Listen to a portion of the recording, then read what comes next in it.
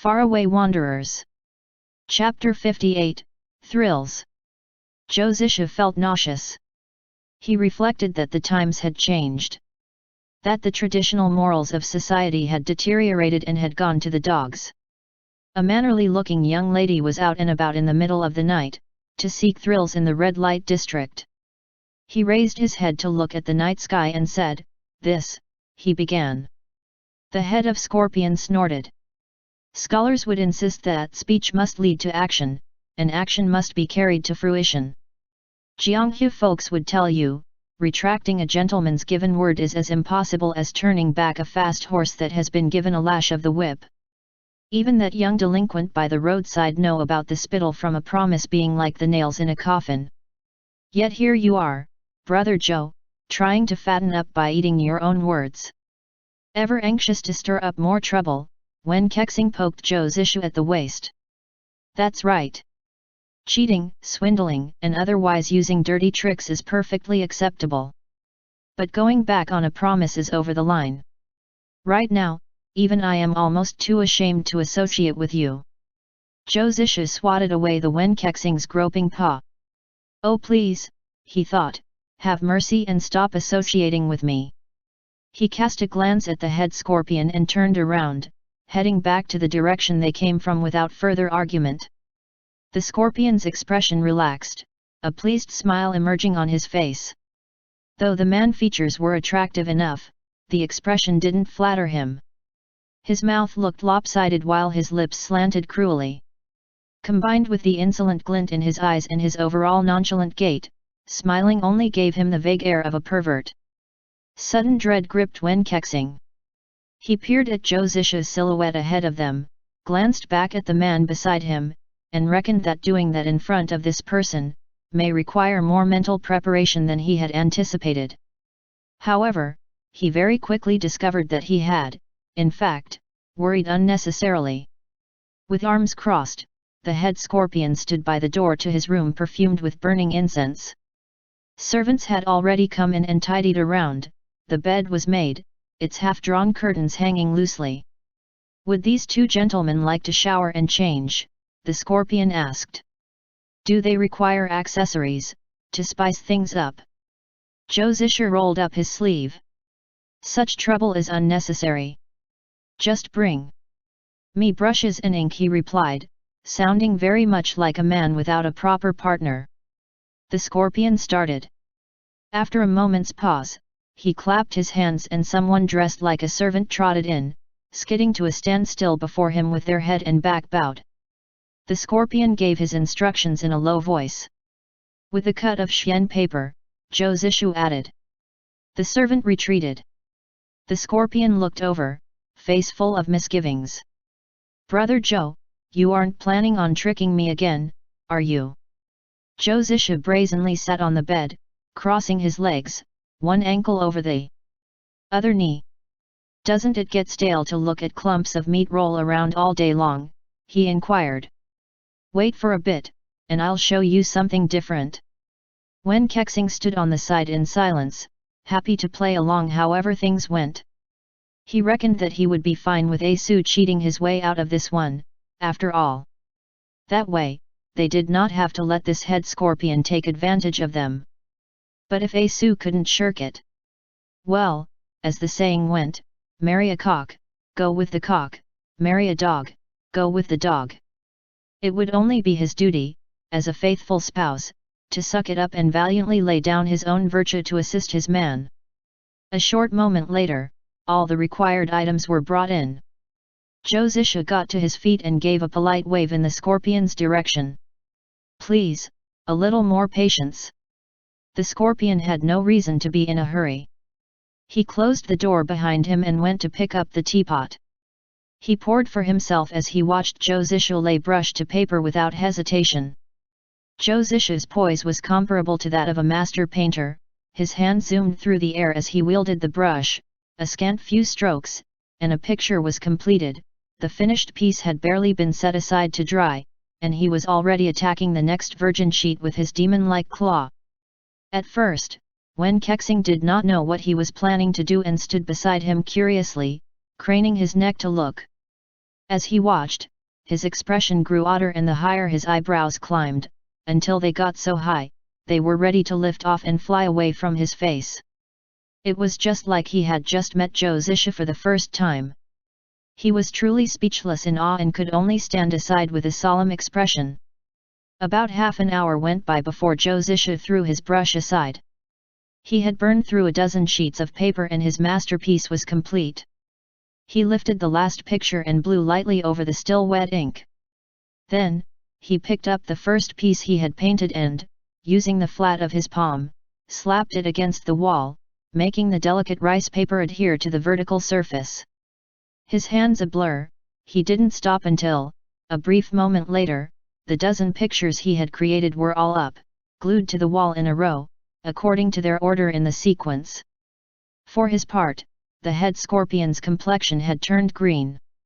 The newly hung tableaus turned out to be a series of pornographic doodles.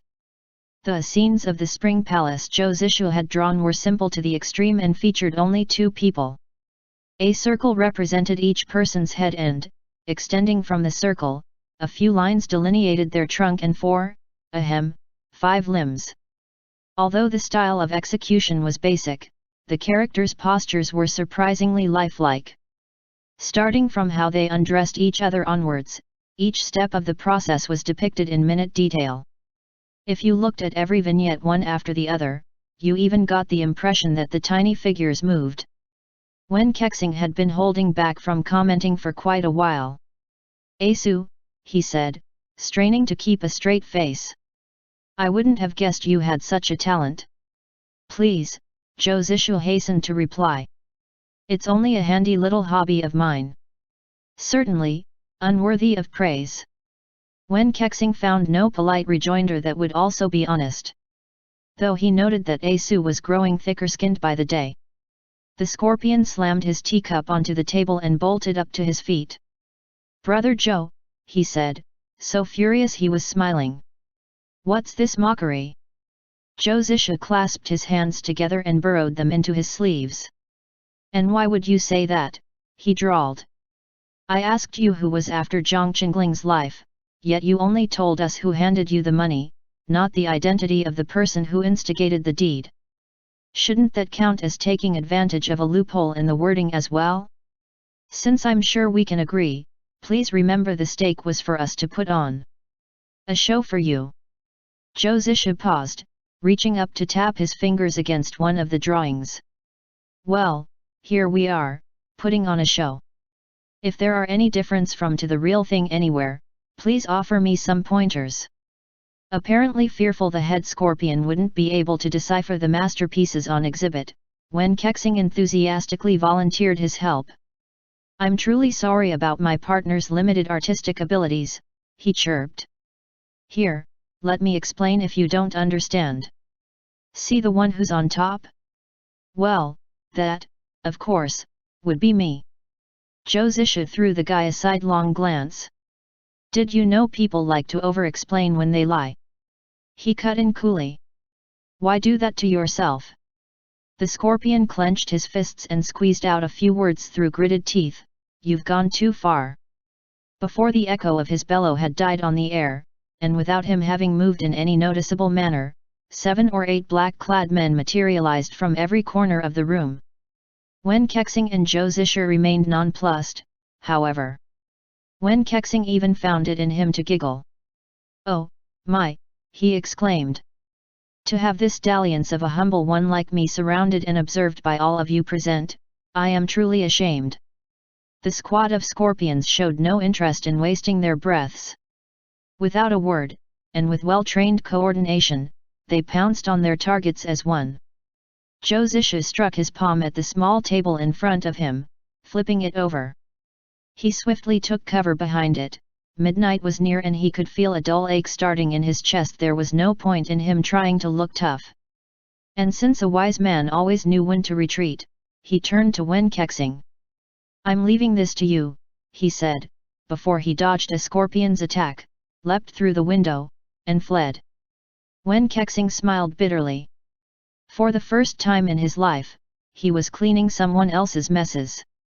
But then, the instant Zhou Zisha was out of sight, he stopped pulling his punches. When Wen Kexing struck next, the scorpion he caught seemed to shrivel up on the spot, life essence drained by Wen Kexing's grip.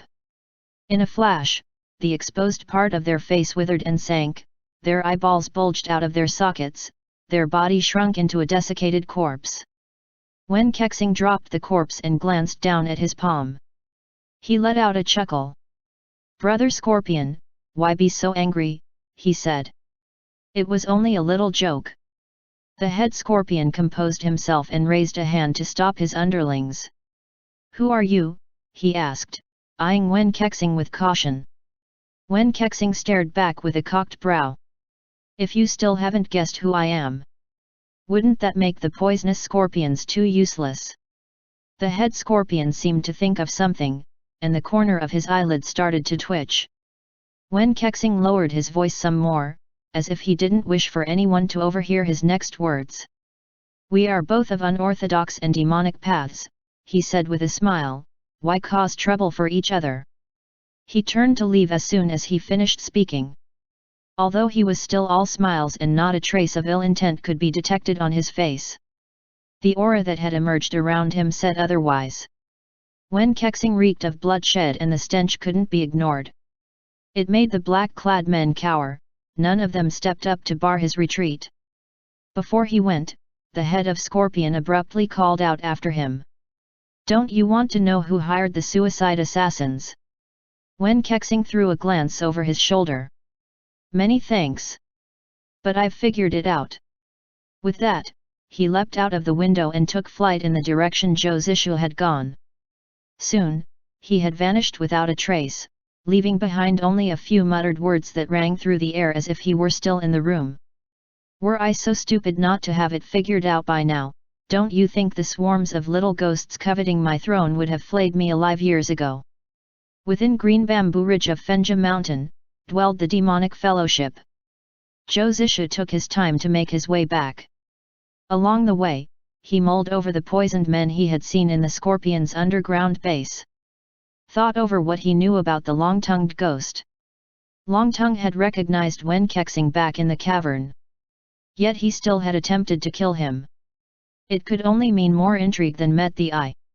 Indeed, the minor fiend wasn't skilled enough to be that ambitious.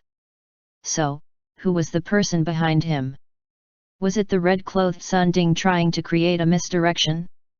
Or, if one were to believe the latter, was it the doing of that six-fingered hanged ghost Xue Fang? At that moment, he suddenly heard rushed footsteps coming in his direction. It was already the deep of night, late enough that the night watch had started sounding the hours with their gongs. Reflexively, Zhou Zishu ducked into a side alley. He used Naogong to suppress the 3 autumn nails of the 7 acupunctures so that they wouldn't flare up too badly. Then, he stilled, to listen to his surroundings. The commotion was getting closer. Although the footsteps were erratic, he could determine that the person knew Qinggong. Yet, for some unknown reason, their breathing was labored. As if they had been injured? Before he could get a look at the person, however, Zhou Zishu heard someone else approach him from behind. Zhou Zishu straightened his spine, whipped around and struck out with clawed fingers. He aimed for the throat. But his blow was blocked halfway. Wen Kexing patted himself on the chest while he gave Zhou Zishu an aggravated look. "Attempted to murder your dear husband." Again, he silently mouthed. Zhou Zishu retrieved his hand and whirled back. He resumed surveying the source of the commotion. The person running toward them turned out to be someone familiar. It was the woman who had once sought out Zhou Zishu because of the lapis armor. It was Green Vixen Lu Jianqiao. She wasn't wearing a disguise this time and her gruesome true appearance was exposed for all to see. Her clothes were disheveled, her hair loose, and she bore bloodstains at the corner of her lips. Zhou Zishu frowned. Before he could do anything, however, an arm reached from behind him to circle his waist, trapping him. Another hand came to rest itself against his chest while Wen Kexing's whisper sounded in his ear, "Stop suppressing it. It will only make tomorrow's pain worse. Let's just wait here for a bit." Zhou Zishu's frown deepened. "What about?" "Shush," Wen Kexing uttered as he hugged Zhou Zisha closer. Zhou Zisha then felt a remarkably delicate stream of Neagong being channeled into him through the other man's palm. That way, Wen Kexing combed through Zhou Zisha's meridians, helping the flow of qi, whilst not daring to use the slightest bit of force, lest he rattle the nails. Zhou Zisha started at first but didn't reject it. After a moment, he closed his eyes to harmonize his breathing. No matter who was running by, it would have to wait until the night's pain had passed. Thus, the two men didn't return for the entire night. In the meantime, Zhang Chengling took it upon himself to chase after the flock of black-clad women. He didn't dare get too close. Equally wary of being discovered as he was fearful of being recognized, he picked up a lump of mud from the roadside and rubbed it all over his face. Next, he clawed through his hair to mess it up, giving himself the appearance of a child beggar. He tailed his marks for a whole day. Those women were like itinerant ascetics, they traveled at a brisk pace and didn't take pauses. It was dark again when they finally stopped at a small inn. As he observed them from a distance, Zhang Chengling thought that Gao Xiaolian's ordeal was truly hellish. Pushed and shoved by the women as she was forcefully dragged along, she would surely be half dead in a short day or two. When Zhang Chengling set off on his own, he had made the decision after mustering up his courage. Having tasted bravado once, he couldn't help digging in a second time. And so, he set his mind on rescuing Miss Gao while using the cover of darkness. He watched the last black-clad women enter the inn, smeared another handful of mud over himself, and followed inside whilst pretending to beg. After wandering around for a while, he exited the building again with a handful of copper coins in his bowl and the number of the room into which Gao Xiaolian had been shoved committed to memory. Afterwards, he posted himself outside of the inn. Seated on the stairs with his head bent and his arms around his knees, he looked like a real beggar child. Nobody paid any attention to him. Indeed, although the era was one of prosperity, children who begged on the street could still be found everywhere. He waited like that until well into the night before he got up again. A few stretches to limber up later and he prepared to infiltrate the inn. Zhang Chengling muttered the mantra for 9 palaces steps as though reciting it would make him a little bit more skilled, and silently, he wove his way through the guest rooms. Suddenly, a dark silhouette dropped from the ceiling, catching him off guard. It was one of the black-clad women. Wordlessly, she struck. Even though Zhang Chengling wasn't very confident in his own abilities, he still had trained for half a year under 2 highly skilled masters. Combined with his own assiduousness, he had, in fact, undergone quite a transformation. Thus, he glided out of harm's way like a slippery eel to avoid a frontal clash, and started trading blow for blow. Only moments later, however, his female opponent seemed to notice something. She uttered a faint "hey" of surprise before executing a feint that made her vanish right in front of Zhang Chengling's eyes. Despite all the progress he had made, Zhang Chengling still lacked experience. He jumped in fright, looking all around. The black-clad woman abruptly reappeared behind him, and Zhang Chengling felt a numbness at the A-cup ointment between his shoulder and neck. Immediately afterwards, a hand covered his mouth, and he was being abducted. End chapter.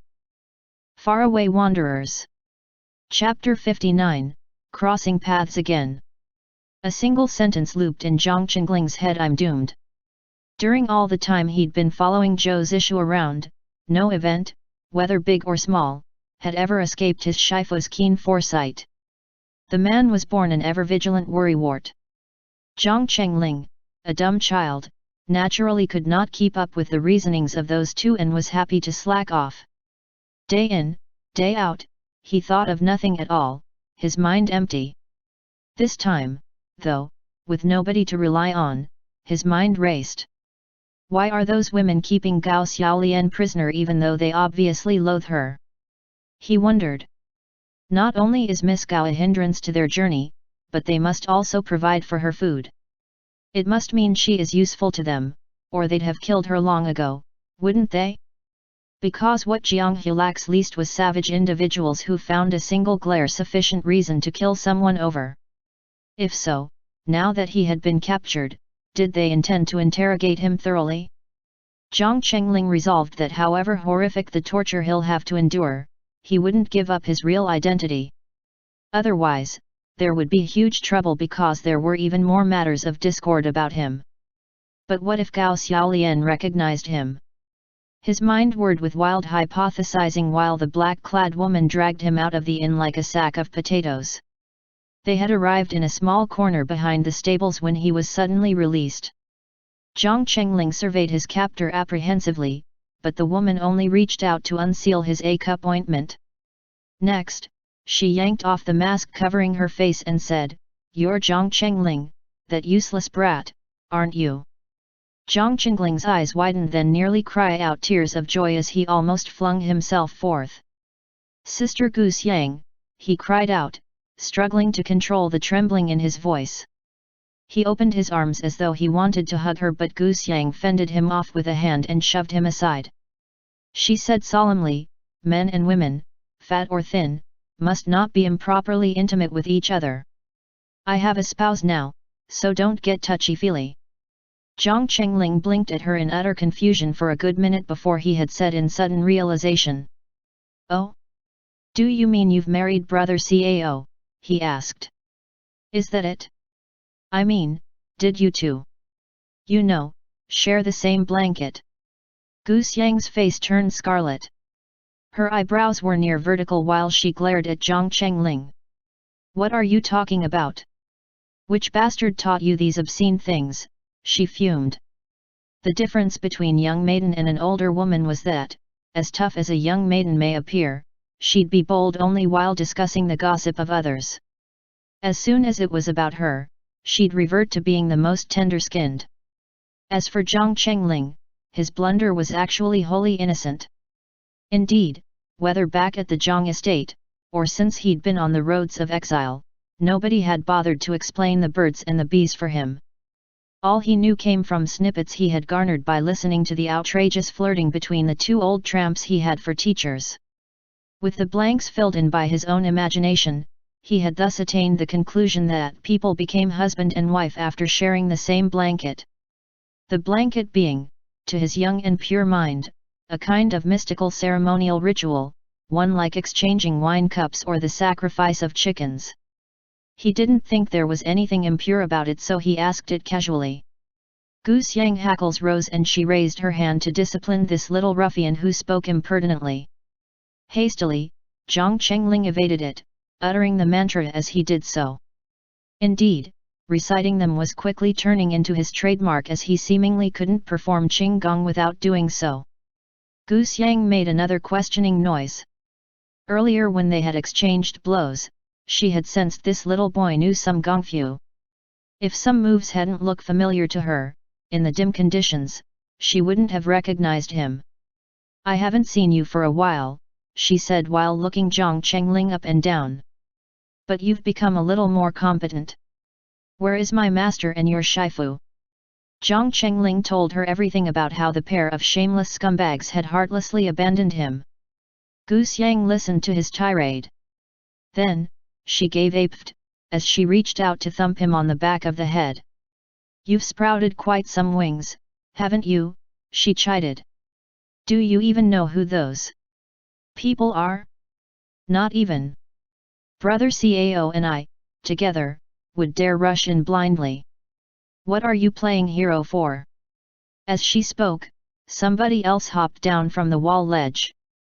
They too wore dark clothes and a dark mask, and their long skirt was that of a woman. "Ace Yang, why did you take so long? I thought you..." The person's voice was that of a man. When they noticed Jiang Chengling, they stopped mid-sentence and tore away their mask. They were none other than Cao Weining. Cao Weining stared at them with wide eyes for a long moment before he pointed to Jiang Chengling. Aren't you that Jiang Chengling? Why did you paint your face like a theater actor? Where's your shifu and his company?" Jiang Chengling patiently recounted his story again, but Gu Xiang interrupted them hastily. "Stop wasting time reminiscing, you two.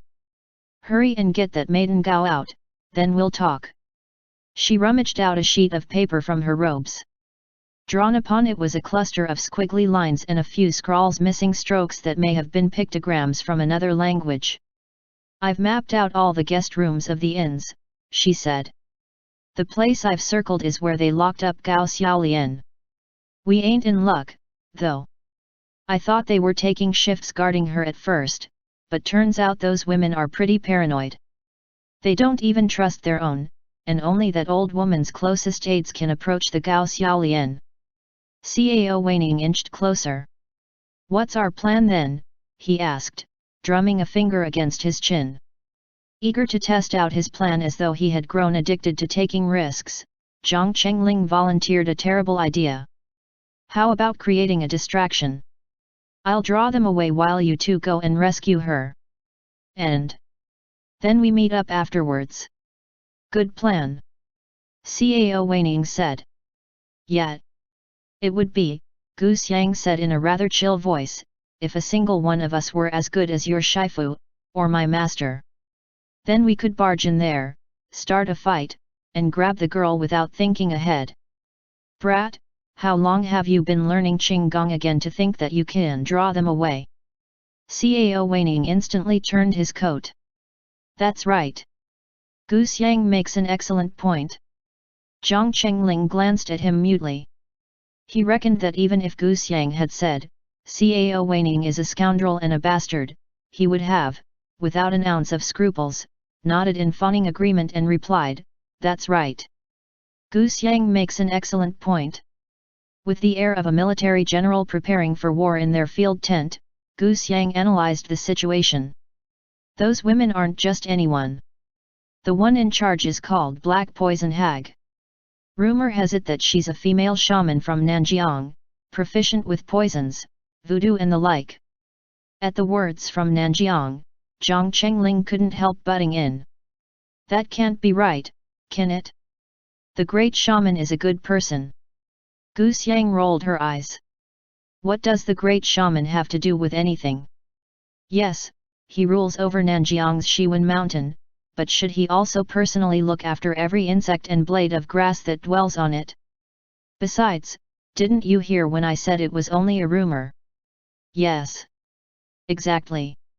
Cao Weining immediately concurred.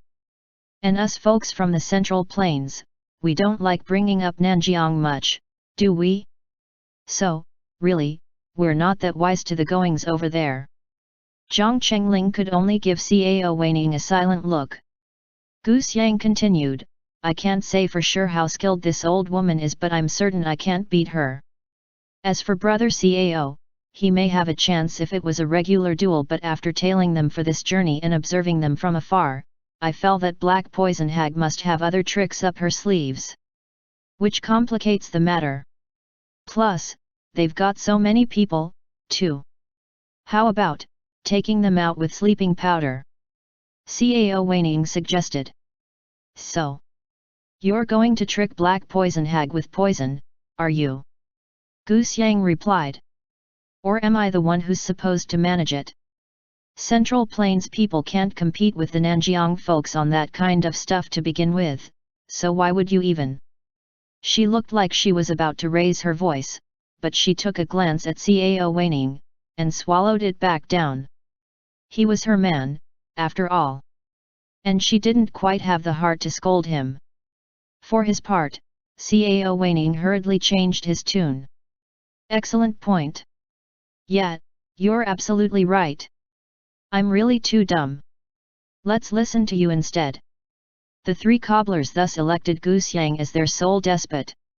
She humbly accepted and started ordering them around. After enduring the pain for almost an hour after midnight, Zhou Zisha found that the agony from the 3 autumn nails of the 7 acupunctures was no longer as fierce. It was only then that he discovered the positions the men were in. He cleared his throat and struggled free from Wen Kexing's embrace. Wen Kexing remained unfazed, though. He merely gazed at him and asked in a tone that may, or may not, have been in jest, "Asu, the scenes of the spring palace you painted had such vivid details and were drawn with so swift a brush. In truth, you were unleashing a bit of your long-repressed desires, weren't you?" Zhou Zisha replied in a manner that was likewise jesting. Or not? You gave me too much merit. They were only the scribblings of an amateur. Oh? Is it possible for a simple amateur's scribbles to be so true to life? Wen Kexing countered. Zhou Zisha turned away and exited the small alley in a few strides. He stooped to examine the bloodstains on the ground. Looks like she fled in that direction, he said, obviously changing the topic. But then, why was Lu Jianqiao here in the first place? Wen Kexing followed behind him like a shadow. Asu, he sighed. You need not be so courteous with me, you know? If you have such thoughts in mind, we can talk about it openly and have an honest talk about it. That way we can also sort out the matter of our respective positions. There is no need to discuss this matter, Zhou Zisha said calmly. That's settled then, Wen Kexing replied with a salacious grin. Zhou Zisha interrupted his beautiful fantasy. You can stop dreaming. With that, he took off in the direction toward which the bloodstains led. Wen Kexing trailed closely behind but obviously not paying attention. His mind was currently too preoccupied with sex to care for whether Lu Jianqiao lived or died. They had been following the bloody tracks together for a little while when Zhou Zisha suddenly broke the silence. The long-tongued ghost wanted to kill you. So does the person who is behind him. Why is that? Wen Kexing, who had been babbling away only minutes ago, quieted down at once, and kept silent for a long time. But just as Zhou Zisha thought that no answer would be coming, the man spoke up. According to you, why do you think I'm the master of the Ghost Valley? Wen Kexing asked. Zhou Zisha swept him a glance. Because you're infinitely capable, he answered offhandedly. Wen Kexing chuckled. It sounded forced. A bit demented, even. I'm the Valley Master because none of them can do a thing about it. Anybody who enters the valley sees their bill cleared of all their past misdeeds.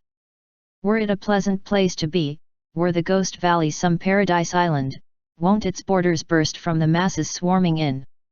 Zhou Zisha could have figured out that logic by himself using his toes. Still, he kept silent. Perhaps because he wanted to hear the other man say it with his own mouth. Wen Kexing continued, at the foot of Fenja Mountain, there is no morality and justice. Either devour others or be devoured. So, since I kill whomever I wish to kill, and they can't stop me, I'm the Valley Master, the tyrant of which they can't get rid of, so to whom they must obey. Wen Kexing paused. But then, it doesn't mean that they don't dream of it. Getting rid of me, that is. Any time an occasion presents itself, there inevitably is agitation. For example, some people may feel that, if they can obtain Rongxian's secret manual, it would then finally be in their power to defeat me, their pesky devil lord. Zhou Zisha turned to look at him. You mean to tell me that the ghosts are risking being scorched by sunlight while leaving the valley without permission to stir shit up in the outside world, just to get rid of you? Wen Kexing giggled soundlessly. That would be because they aren't quite a patient lot. No previous Valley Master has survived sitting on that throne for more than 3 years. Yet, this is already my 8th spring loitering at the place, while still refusing to take the hint and kindly kick the bucket. You tell me if they wouldn't feel in a bit of a hurry.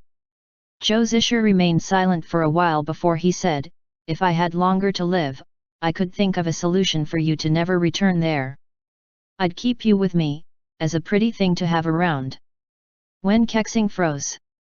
He twisted to search the other man's face as if trying to determine whether it was a joke. Did you just say, that you want to keep me? He asked after a long pause. Zhou Zisha chuckled. What place we end up at in life is inconsequential.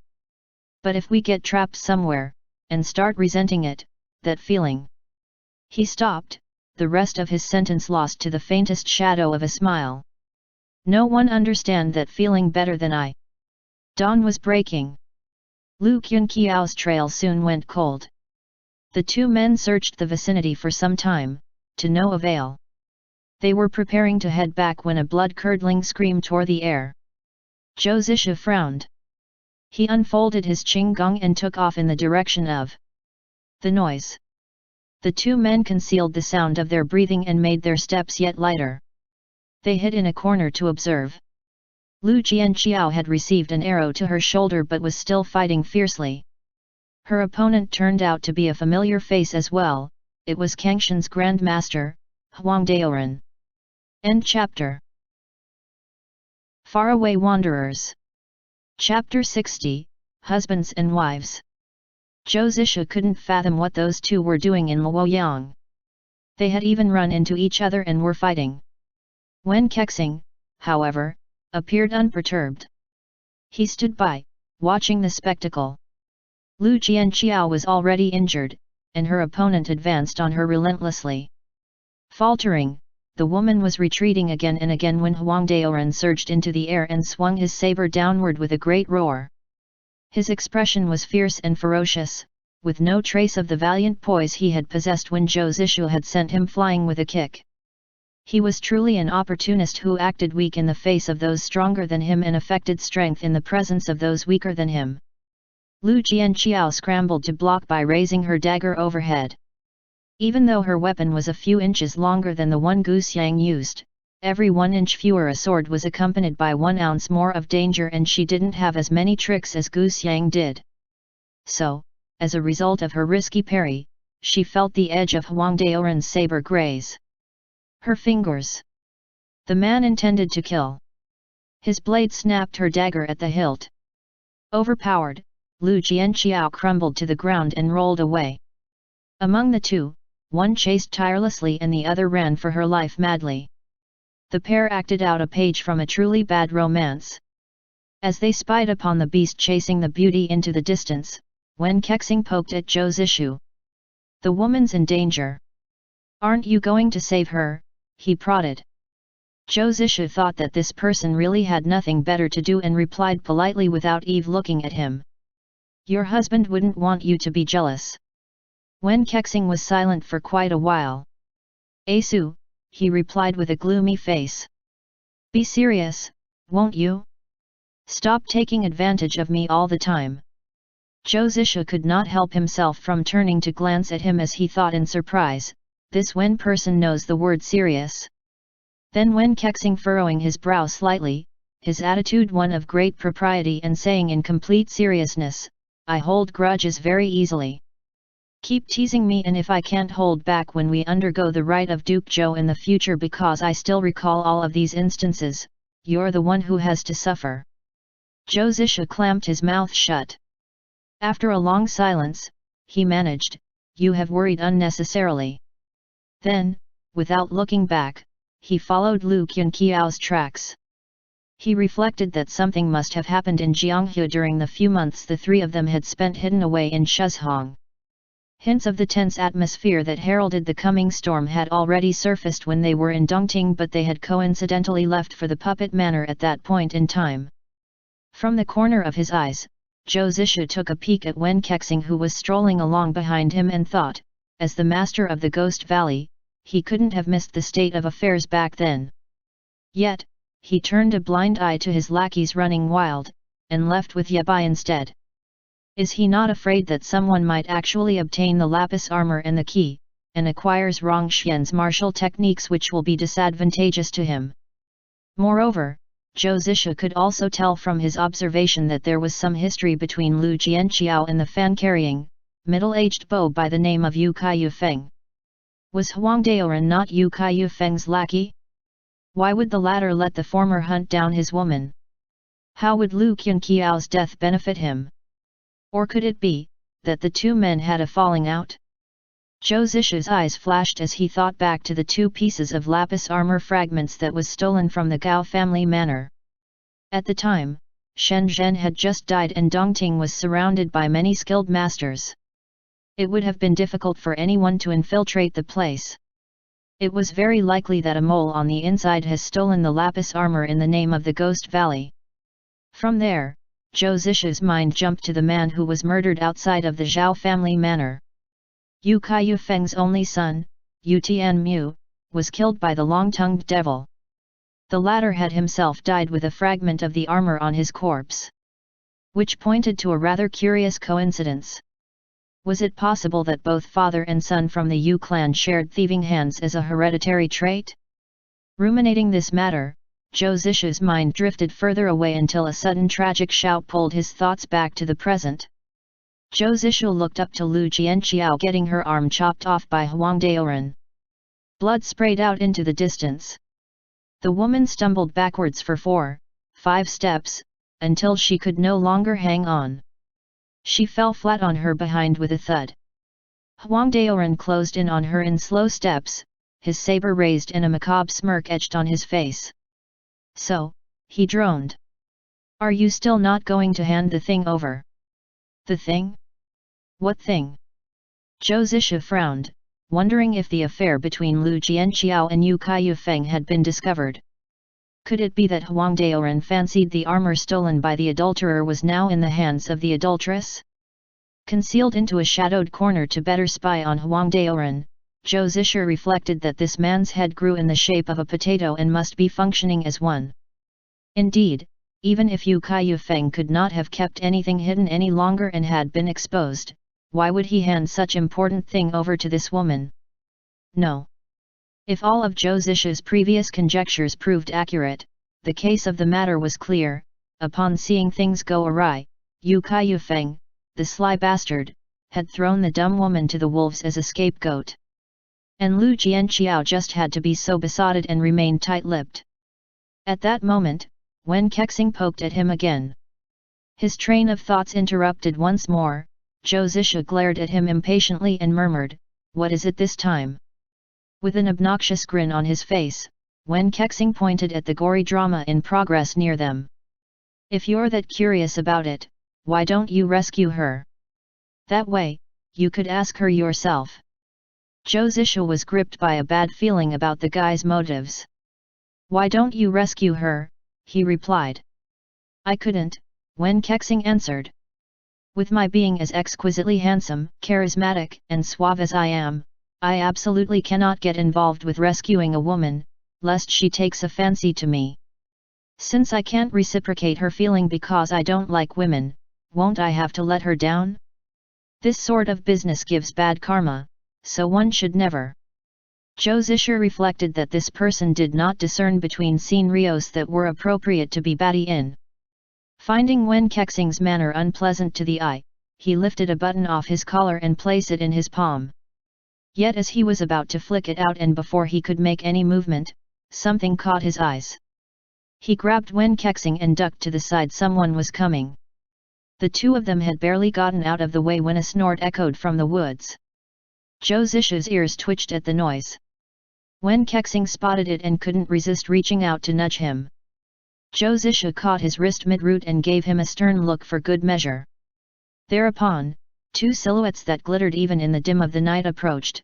It was Peach Red Grandma and Willow Green Grandpa. Peach Red Grandma was the one who had snorted. Her face harsh, she glared at Huang Daoren. "Huang, are you planning to claim it for yourself?" He did not know if it was because he had hung around Wen Kexing for too long, but these words planted a not too decent thought in Zhou Zisha's mind. Subconsciously, he cast a sideway glance at Wen Kexing only to see him regards these four people with strange expression. As though he was sighing with feelings, Wen Kexing moved his lips slightly, sending his words straight into Zhou Zisha's ear. "Why? A dalliance by dark moon and windy night, with so many people involved, and such peculiar proclivities really make one ashamed of one's own limited accomplishments." Zhou Zisha pinched his wrist and Wen Kexing shut his mouth obediently. The both of them returned their attention to the unfolding scene. Huang Daoren smiled mirthlessly at the old couple. Raising his voice, he replied, "And how would I have dared troubling your esteemed persons? No, I simply deemed that, to deal with a thief's wife like her, my meager competencies were quite sufficient." "Don't you try to trick us," the Willow Green Grandpa cut in, eyeing him icily. Huang Daoren didn't respond. He took half a step to the side to show goodwill, yet didn't return his saber to its scabbard. On the contrary, he let it hang threateningly by his side, as if he were trying to illustrate the phrase friend in appearance only. Peach Red Grandma eyed him warily before she turned to Lu Jianqiao. "Young lass," she said, looking at the wounded women like a snake. "Granny's got questions for you, and you'd better answer them. It'd save me trouble and save you pain." Though a springtime chill still hung in the air, Lu Jianqiao was covered in cold sweat and looked freshly hauled out from the water. She had not managed to stop the bleeding from her wounds in time and her face was ashen, the pain making her shake from head to toe like a leaf in the wind. Yet, she stubbornly glared at the three circling her, gritting her teeth to control the trembling in her voice. If you want to kill me, what are you wasting your breath for?" For someone like Lu Jianqiao to say that meant it was more than likely she didn't know a thing. Indeed, when all was said and done, she wasn't the type to value a mere object over her own life. Unfortunately for her, the three crooks failed to understand that simple logic. "You're turning down a polite offer for punishment." Peach Red Grandma sneered as her hand shot out. A split second later, Lu Jianqiao emitted a sharp cry. Peach Red Grandma had severed her other arm, too. Body spasming and unable to brace herself, Lu Jianqiao pitched to the ground. Fallen, she kept jerking her chest upward as she gasped for air like a dying fish, squirming non-stop while she tried to flip over and sit up. But even then, and although her eyes were unfocused, she persisted in muttering, "If you want to kill me, just do it." Huang Daoren chuckled. "Peach Red Dage, it won't be of any use if she dies just like that," he said in a drawl. "She was already hit by my palm strike, so you may consider being lighter-handed with your blade.